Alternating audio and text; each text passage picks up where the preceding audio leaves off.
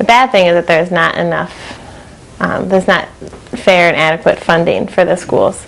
I'll give you the breakdown just so you know, like 65% of the school in our system is funded by local property taxes, about 30% from the state, 30%, which a national average is around 50%. So we don't pay on the state level enough to education, and then the federal government pays for around 8%. Spending of the state money to incarcerate an inmate, they use 3 times more money to do that than to spend on the student to get an education. They wait for the student to get incarcerated to spend all the money later instead of doing it as a prevention form to do it afterwards. I think it's quite a shame that a lot of our students start school in kindergarten behind other students because we don't have funding for free preschools, or we don't have those available. And we're in districts where there's a lot more money available. Kids don't have to worry about paying for preschool, and they start school on task, and they start school ahead of schedule. And I think that has an effect on us once we get to high school.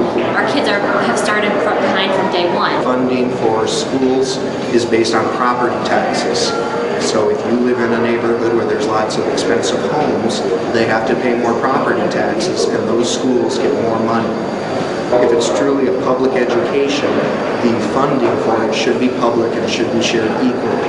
There's no reason that certain schools in certain neighborhoods receive more funding than schools in other neighborhoods.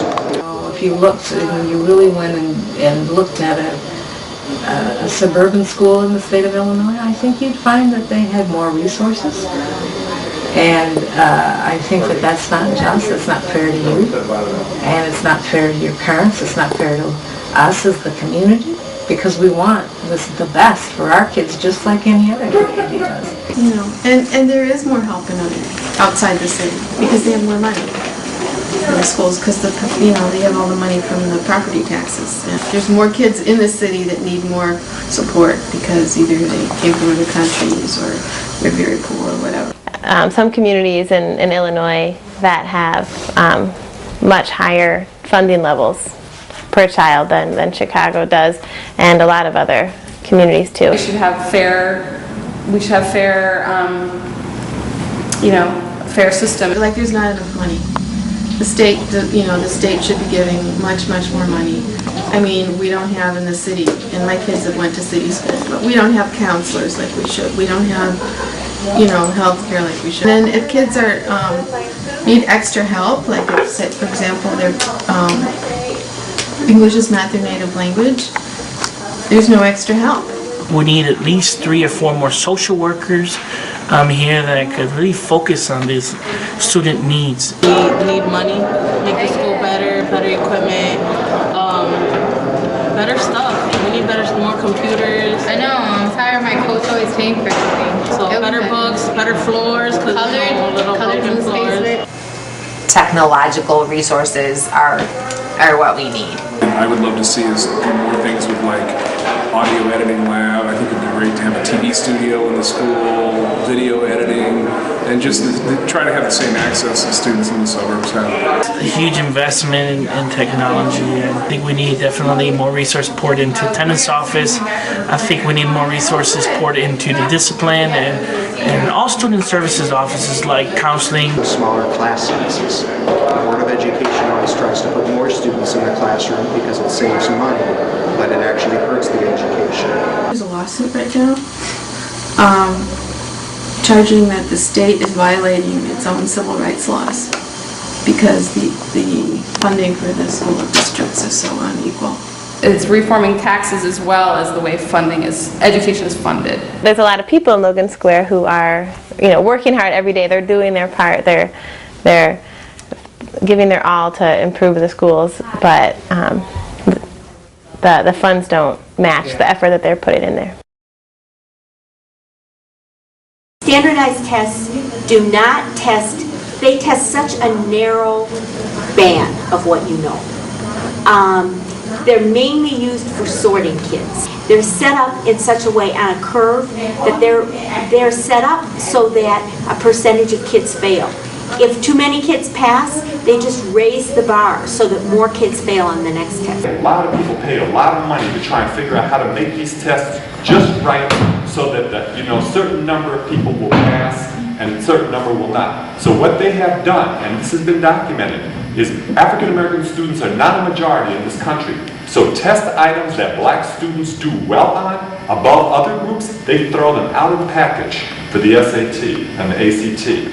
Because if they put those test items in there, then it would disadvantage the majority who are not African American, and that would give you all an unfair advantage. So they throw those items out. They particularly pick the items that African American students do well on and remove them from the test, what's going to be in the test. You had to get a 35 percentile or higher on the test, but a percentile score is just, it's not based on what you know and what you don't know, it's based on how everyone else did on the test as well.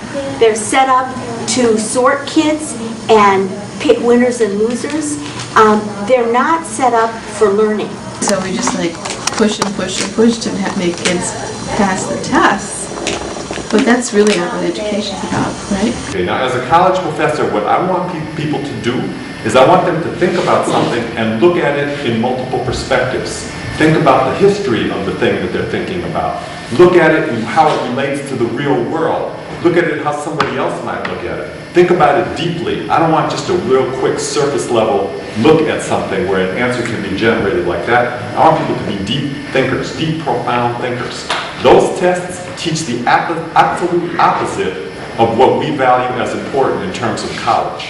That it truly isn't a measure of their intelligence, right? I think it creates a lot of inequity. The tests, they don't test you in Spanish. What if a kid comes in 8th grade from Mexico or any other Spanish-speaking country or any country that speaks another language, and they're expected to take the test and they're expected to pass, but they can't even take the test in their own language that they know. They could be really smart, but you'd never know. Students get labeled and tracked. I mean, that happens from the very beginning. The students take on that label, whether it's a good label or a bad label.